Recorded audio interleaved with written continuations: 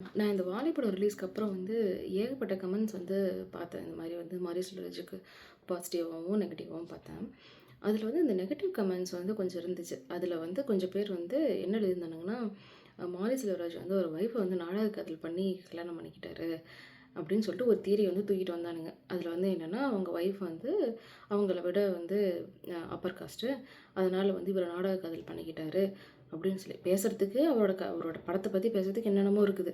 ஆனால் அதையெல்லாம் விட்டுட்டு இவனுங்களுக்கு வந்து என்ன கன்சர்ன்னா, அது அவர் வந்து நாடக காதல் பண்ணிக்கிட்டாராம். அதுதான் கன்சர்ன். அப்போ வந்து மாமன்னன் ரிலீஸ் அப்போ வந்து ஒரு இன்டர்வியூ கொடுத்துருப்பாரு அவரு. எப்படி வந்து அவர் ஒய்ஃபும் அவரும் மீட் பண்ணாங்க, எப்படி பழக்கம்னு சொல்லிட்டு. அதில் அவர் என்ன சொல்லியிருந்தாரு, அவங்க ஒய்ஃபே சொல்லியிருந்தாங்க, இந்த மாதிரி வந்து இவரோட எழுத்து எனக்கு ரொம்ப பிடிக்கும். அப்போ வந்து ராம் சாரோட அசிஸ்டண்ட்டாக இருக்கிறப்ப அவர் நிறைய கவிதை எழுதுவார். இது மாதிரி புக்ஸ்லலாம் வரும். அதை பார்த்து நான் வந்து அப்பப்போ இவருக்கு வந்து ரிப்ளை போடுவேன். ஸோ எனக்கு அப்படி தான் பழக்கம். அப்போ அதில் அட்ராக்ட் ஆகி தான் நாங்கள் வந்து அதுக்கப்புறம் ஃப்ரெண்ட்ஷிப் ஆகி லவ் பண்ணி கல்யாணம் பண்ணிக்கிட்டோம்னு சொல்லி அவங்க ஒய்ஃப் சொல்லியிருந்தாங்க. இப்போ இதுலேருந்து என்ன தெரியுதுன்னா, அவங்களுக்கு வந்து அவரோட ஜாதி தெரியல. அவரோட அறிவு தான் அவங்களுக்கு தெரிஞ்சிருக்குது. அந்த அறிவு பிடிச்சிருக்குது. கல்யாணம் பண்ணிருக்காங்க.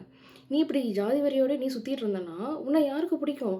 இப்படி சுத்திட்டு இருக்கிறனால தான் உன் ஜாதியில இருக்கிற யாருக்குமே உன்னை பிடிக்க மாட்டேங்குது. அதனால வந்து அவரு என்ன ஜாதி? அவரு நாடக காதல் பண்ணிக்கிட்டாராங்கிறத யோசிக்கிறத விட்டுட்டு, உன் ஜாதியில இருக்கிற பொண்ணுங்களுக்கு பிடிக்கிற மாரி நீ எப்படி நடந்துக்கிறது? அப்படின்னு சொல்லி கத்துக்கோ. ஓகேவா?